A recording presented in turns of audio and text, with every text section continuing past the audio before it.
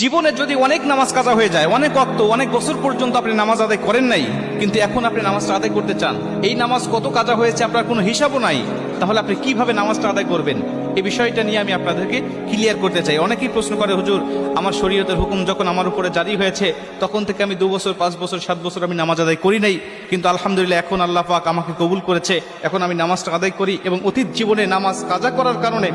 আমার ভিতরে অনুশোচনা আসছে, হুজুর নামাজগুলো আমি আদায় করতে চাই, কেমনে করে নামাজ আদায় করব?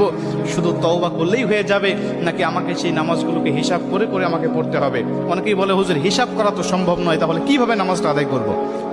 কারণ অল্প যদি ওয়াক্ত নামাজ কাজা হয়, যেমন আজকে আপনি 2 ওয়াক্ত নামাজ কাজা করেছেন, আসর এবং মাগরিবের নামাজ আপনি আদায় করেন নাই, এশার নামাজের সময় আপনার স্মরণ হয়েছে বা আপনি অবসর হয়েছেন, ব্যস্ততা আপনার কমেছে, আপনি এখন কাজা নামাজটা আদায় করবেন, হিসাব করে আপনি এশার নামাজের আগে আসরের নামাজের 4 রাকাত আপনি কাজা নামাজ আদায় করলেন, মাগরিবের 3 রাকাত করলেন, তারপর এশার নামাজের আদায়